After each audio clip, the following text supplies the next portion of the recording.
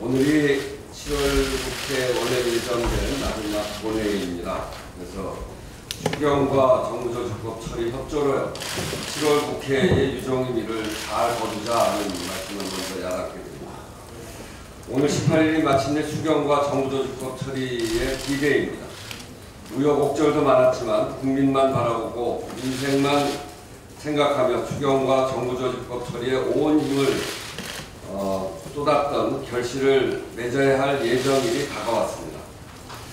참을 힘자를 마음에 수천 번 새기며 온 만큼 반드시 오늘 추경과 정부조직법을 처리할 것입니다.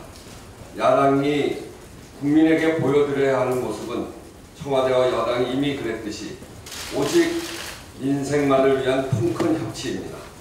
여야가 마지막까지 협치의 정신을 잃지 말고 달리는 말에 채찍하듯이 협상의 속도를 내서 국민 앞에 좋은 결과물을 내야 할 때입니다. 추경은 새 정부의 민생 일자리 정책을 위한 미랄이 될 것입니다. 그러나 야당은 공공부문 일자리 예산을 반대하면서 추경의 화려점정을 찍기를 거부하고 있습니다. 실례로 최근 OECD에서 낸 보고서에 따르면 2015년 기준으로 한국의 공공부문 고용은 총 고용 대비 7.6%로 OECD 평균 18.1%에 한참 밑돌고 있습니다. OECD 국가 중 일본에 이어서 두 번째로 적은 수치로 우리나라 공공 일자리가 얼마나 턱없이 부족한지를 단적으로 보여주는 결과입니다. 그리고 이처럼 턱없이 부족한 일자리는 사회복지, 소방, 경찰 공무원 등 공공서비스 분야 일자리로 국민의 생명과 안전에 직결되는 그런 부분입니다.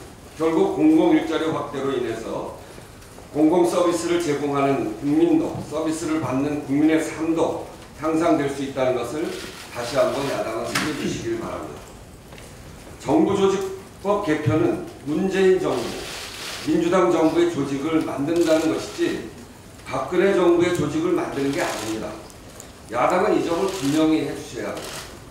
정부조직 개편은 문재인 정부가 자신의 정부 구상을 실현할 뼈대입니다. 새로운 정부가 정부조직 개편을 통해서 국정 운영을 책임지고 해나가는 것입니다. 그 결과는 이후에 국민과 야당이 평가하는 것입니다.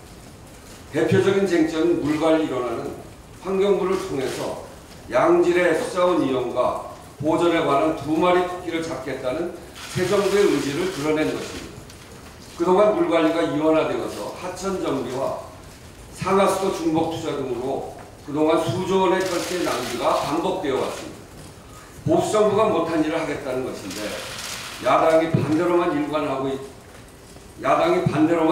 있는 것입니다. 금도를 넘는 새 정부 발목 잡기에 도저히 이해하기 어렵습니다. 다시 한번 분명히 말씀드리면 지금 논의하고 있는 정부조직 개편은 문재인 정부, 민주당 정부의 출범을 위한 것입니다. 새 정부 의지를 꺾겠다는 의도가 아니라면 전향적인 자세를 요청드립니다.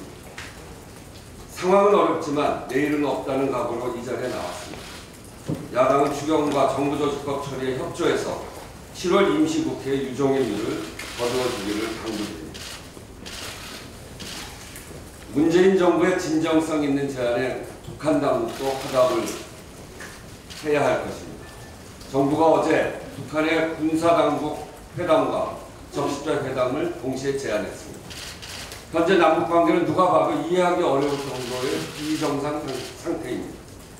적대 행위가 극에 달하고 최소한의 의사소통 수단을 갖고 있는 법인데 전 정부에서 이마저도 끊겨 한라인은커녕 표류한 북한 주민 송환 때 확성기를 동원하는 지경이 이르렀습니다. 자라보고 놀란 가슴, 수도권 보고 놀란다는 말처럼 조그만 오해로 큰 화가 미치기 전에 최소한의 상호 신뢰 조치를 만들어야 할 때입니다. 따라서 문재인 정부 제안은 대화 교류 이전에 긴장 완화 차원의 시의적절한 제안입니다. 북한이 이제 성의 있는 답변을 내놓아야 차례입니다. 군사당국 회담, 인도적 측면에서의 적십자 회담 모두 북한이 꺼릴 이유가 없다고 생각합니다. 더욱이 문재인 대통령이 해외 순방을 통해 코리아 이니셔티브를 확보한 만큼 남북 간에 허심탄회하게 대화를 진행할 외부적 조건도 충분히 갖추어졌습니다.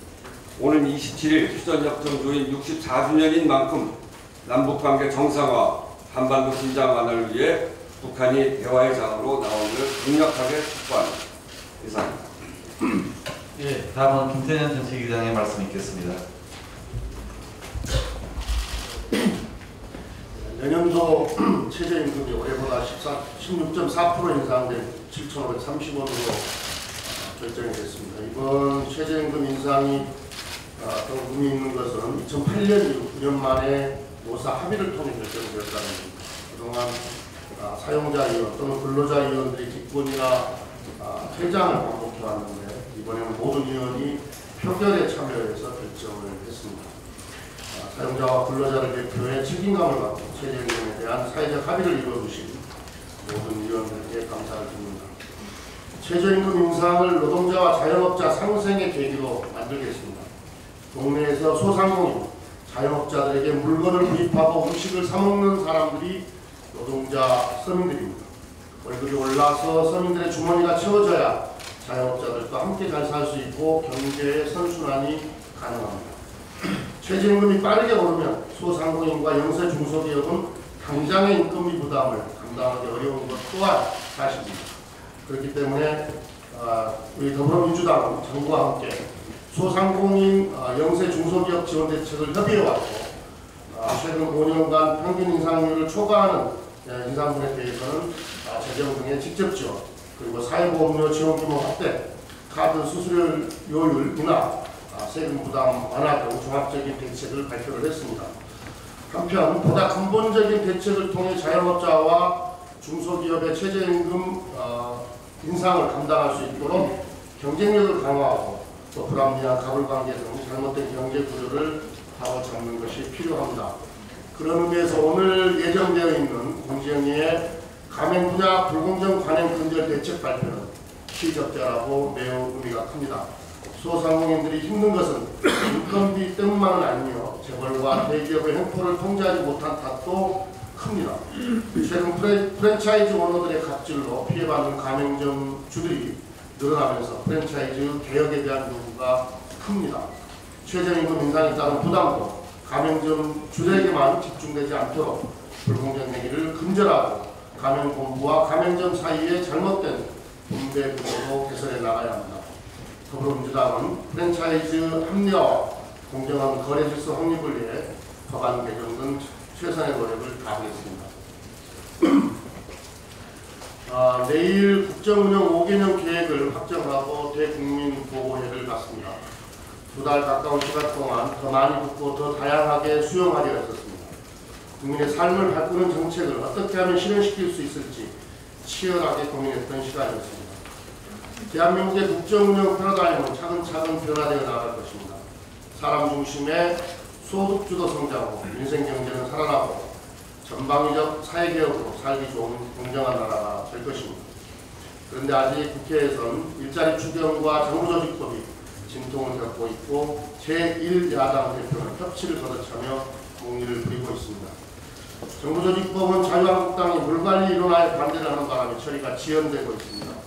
물관리 이론화는 여러 부처에 분산되어 있는 수질, 수량, 재해방 등 물관리 기능을 한 곳으로 통합하는 것으로서 17대 국회에서부터 논의되어 왔고 지난 대선에서는 자유한국당도 공약했던 사안입니다.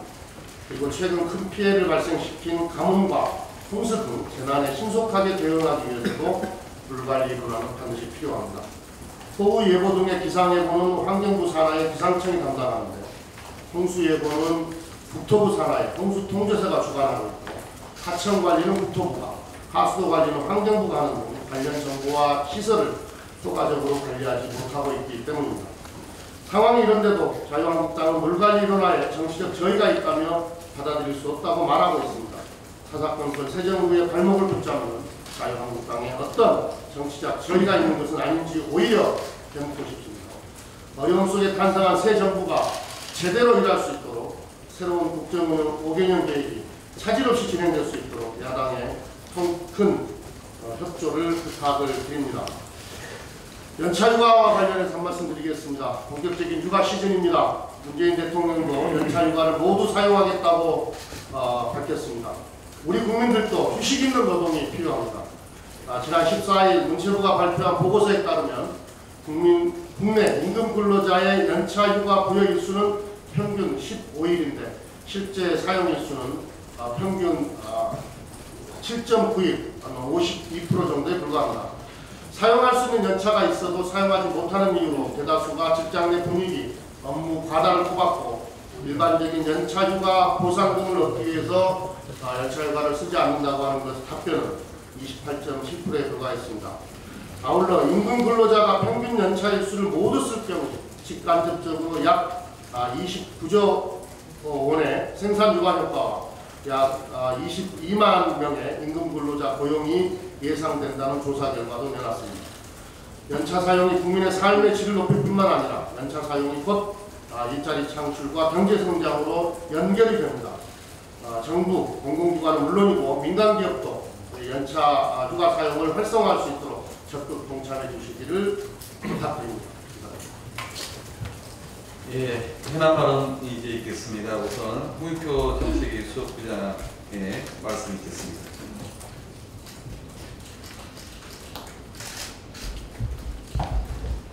네, 이 방산비리가 그 깊이와 범위를 알 수 없을 정도로 심각한 것 같습니다. 적군이 아닌 이런 방산비리에 안보 현장이 무너지고 있는 것 같습니다. 자고 일어나면 터지는 방산비리는 장병들이 먹는 고춧가루부터 방탄복, 함정, 잠수함까지 이제 헤아릴 수 없을 정도로 많습니다. 최근 감사원에 따르면 유례가 없는 단 3년이라는 짧은 기간 안에 맺은 결실, 이게 지난 이명박 대통령 시절 2009년 수리원 출고식 때 나온 대통령 발언입니다. 그 다음에 수리원의 실전 배치는 법관과학의 우수성을 입증한 쾌거, 이건 박근혜 대통령 시절 2013년 수리원 실전 배치 기념식 때 한 발언입니다. 이 보수 정권 두 대통령이 극찬한 이 한국형 기동헬기 수리원이 최악의 부실 덩어리로 확인됐습니다. 결비 관련해서 안전 성능과 낭의 보호 기능을 제대로 갖추지 못하고 심지어 헬기에 기체 내부에 빗물이 샌다고 합니다. 요즘 그 2~3천만 원짜리 우리 승용차도 비가 새진 않습니다. 방산기술 결정체가 아니라 방산 비리의 결정체가 되어버린 수리원입니다. 이제 국민들은 제대로 작동하는 군사장비 하나가 있는지 의심이 듭니다. 이것은 우리 아이들의 부모들이 장병 그 아이들을 군대에 보내고 나서 이 아이들의 생명과 안전과 직결된 문제이기 때문에 더 근심이 커집니다. 전쟁은커녕 훈련하다 일나게 생겼습니다. 안보를 농단한 방산비리는 이적행위고 왜곡행위입니다. 방산비리는 군인의 생명을 앗아가고 국가안보를 위태롭게 하는 이적행위이자 왜곡행위입니다. 방산비리 척결에는 보수와 진보의 문제가 아니라 애국과 비애국의 문제이고 대표적인 적폐청산의 대상입니다. 이 불거진 비리 사건뿐만 아니라 업체와 결탁한 군피아의 썩은 고리를 끊어야 합니다. 권력과 유착 의혹도 반드시 규명돼야 합니다. 차제에 장성들, 예편한 장성들이 이런 방산회사에 가는 문제에 대한 이 규범 자체를, 윤리 규범 자체를 국방부에서 고민해서 우리 당도 적극적으로 대안을 만들어서 협의해서 만들어내겠습니다. 고공 침투 장비, 국외 구매 사업에 자격 미달 업체를 선정하고 부당 개입한 의혹, 한국형 전투기 사업 무기 체계 개발을 특정 방산 계열사들이 독식한 것과 그다음에 차세기 전투기를 F-15에서 F-35 변경한 과정에 대한 의혹도 매우 불성합니다. 이러한 것에 대해서 좀 근본적인 수사나 조사가 필요하지 않을까 생각합니다. 특히 2015년 감사원의 수리원 특별감사 결과 한국 항공우주산업 경영진을 배임 및 횡령 혐의로 검찰에 고발했지만 검찰이 별다른 결과를 내놓지 못하자 감사 수사 과정에서 당시 박근혜 정부 문고리 상임관과 연계된 정황이 포착되었다는 이야기까지 나오고 있습니다. 당시 이 수사가 제대로 진행되지 못하는데 권력의 실세가 영향을 미쳤는지도 수사의 대상입니다. 수많은 방산비리로 군에 대한 국민불신이 극에 달하고 있습니다. 더 이상 기회가 없다는 각오로 방산비리 척결에 나서고 국민의 신뢰를 받는 분으로 거듭날 것을 다시 한번 부탁드립니다. 특히 이 국내 이 방산비리 문제뿐만 아니라 하나 더 말씀드리고 싶은 거는 군 고위 장교들 인식도 바뀌어야 됩니다. 군내 사병들이 쓰는 물품들의 수준이 형편없습니다. 그럼에도 불구하고 이분들의 인식은 과거 20, 30년 전, 10년 전에 비해서 많이 나아졌다. 이런 수직적, 시간적 비교만 하는데 이미 군인들의 비교는, 장병들의 비교는 횡적 비교, 사회적 비교를 합니다. 군인들이 쓰는 신발이, 그 다음에 군복이 아웃도어 회사의 신발이나 그 옷보다 수준이 떨어진다면 이게 제대로 전투할 수 있겠습니까? 미국의 군 장비 발전, 그 다음에 이런 어떤 군 생활용품의 발전을 보면 그것이 다른 아웃도어의 발전을 이끌어옵니다. 가장 좋은 물품이 미군 장병들에게 제공됐고 그것이 도리어 다른 아웃도어 산업의 발전을 끌어왔다는 것도 미국의 역사입니다. 그런 걸 보면 우리나라 군 장병들의 장비, 그다음에 피복, 그다음에 이 급식의 문제까지 이제 근본적으로 국방부에서 고민해야 됩니다. 우리 당도 국방부와 적극적으로 협의해서 이 문제의 개선 방안을 찾아가도록 하겠습니다. 이상입니다. 예, 다음은 우리 원내 부대표로 합류하고 나서 오늘 처음 중개회의에 참석을 한 우리 혁치 부대표 김경수 의원의 인사 말씀 잠깐 듣겠습니다. 예, 반갑습니다. 김경수입니다. 개인적으로는 저는 이제 국정기획 자문위원회 활동을 지난주 금요일 날 회단식을 했는데 그 회단식을 끝으로 제 대선은 끝이 났습니다. 그래서 그동안 원내 대표회의도 문제들께 양해를 구하고 국정기획 자문위원회 활동을 마감하면 그때부터 열심히 참석하겠다고 약속을 드렸는데 오늘 첫 회의에 개인적으로 참석했습니다. 그동안 못했던 그동안 앞으로 그대로 열심히 할 수 있도록 최선을 다하겠습니다. 지난 촛불혁명으로 대선에서는 문재인 대통령을 선출을 하고 그동안 국민 모두의 나라 정의로운 대한민국을 만들기 위한 노력을 해왔다라고 생각합니다. 이제는 국회가 화답을 해야 될 때가 아닌가. 국회가 이제는 더 이상 갈등의 촉매제, 증폭제간의 활동의 무감로가 될 수 있도록 제가 맡은 역할이 또 혁치를 맡고 있기 때문에 국회가 국민들의 신뢰를 회복할 수 있는 그런 국회가 될 수 있도록 최선을 다하도록 하겠습니다. 인사 말씀할 수 있는 기회를 주셨으니까 이 말씀만 더 드리면 방산비리 관련해서 지금 문제가 되고 있는 카이가 서부 경남 지역 약 중남 항공우주산업 핵심 곳입니다. 그동안 주 정부와 그리고 경남도에서 미래성장 동력으로까지 지켜서오면서 항공우주산업을 이뤄왔는데 그동안 혹시 항공우주산업을 발전시키겠다, 미래성장 동력으로 만들겠다고 해왔던 얘기들이 오히려 속으로 골마들 만한 그렇게 해서 항공우주산업이 미래성장 동력이 아니라 지역 경제를 갉아먹는 그런 보람을 만들어내는 것은 아닌가 우려가 있습니다. 그래서 보람은 시간 빨리 그려내고 세살에 도울 수 있도록 그렇게 해서 안 그래도 어려운 지역의 민생 경제를 살릴 수 있는 그런 방법들이 신속하게 진행될 수 있도록 해야 되겠다는 그런 당부 말씀드립니다. 이상입니다. 고맙습니다. 네. 다음은 제가 오늘 국회 상황 관련해서 잠깐 말씀드리고 이용 부대표 말씀으로 마무리하겠습니다. 오늘은 지난 6월 27일 여야 원내대표가 합의하고 또 서명한 대로 본회의를 개최하는 날입니다. 지난주 13일 이후 야 3당의 국회 일정 복귀, 추경과 정부조직법 심사에 재착수해 주신 점과 국회 정상화가 이루어진 점을 높게 평가합니다. 이제 국민들은 여야 국회 협치의 결과물을 기대하고 있습니다. 오늘 추경과 정부조직법 처리 약속이 노쇼가 된다면 지난번 합의문과 국회 정상화 선언은 대국민 쇼쇼쇼가 되어버린다는 점을 야당은 명심해야 할 겁니다. 어제 여야 원내수석 부대표회담에서는 오늘 2시 본회의에서 처리되어야 할 안건에 대해서 합의가 있었습니다. 대법관 2인 임명 동의안, 방송통신위원 2인 추천안, 그리고 법사위에서 심의 해고되는 약 35건의 법률안, 북한 미사일 발사 규탄 결의안 등을 합의했습니다. 추경과 정부조직법은 8분 음선을 넘어 막판 쟁점 이견을 두고 논의 중입니다. 본회의 중간이라도 합의를 이루고 밤을 새서라도 반드시 처리해야 합니다. 지난 주말부터 예결위에서는 거의 매일 새벽까지 합의점을 찾는 노력을 해왔고, 정부조직법에 대해서는 각 당 정책위 의장과 안회의 간사들이 함께 논의해 왔습니다. 이런 노력의 결과물이 안 뽑는 찐빵으로 되지 않도록 해주십시오. 야당이 고의지연이나 꼬투리 잡기식으로 한다면 또 여당 애먹이식에 성공할지는 몰라도 국민 만족에는 실패할 겁니다. 야당의 대승적인 투표를 간곡히 촉구드립니다. 요소 야대와 다당제 하에서는 누구 한편의 일방적 승리란 존재하지 않습니다. 야당이 명분을 원한다면 명분을 찾으시고 실리를 원한다면 실리를 취하십시오. 그러나 모든 것을 야당 뜻대로 하자고 하면 이것은 정권교체와 새정부 출범을 부인하는 것입니다. 추경이 제출된 지 40일이 지난 동안 전국은 가뭄 피해에 이어 태풍과 홍수 그리고 또다시 폭우 피해가 핥히고 갔습니다.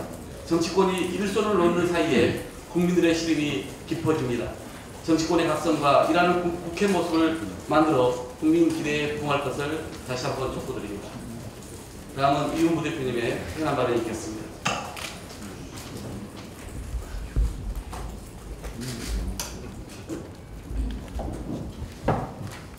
예, 저 신고리 오륙보기와 관련한 한수원의 태도에 대해서 한마디 꼭 해야 될 것 같습니다.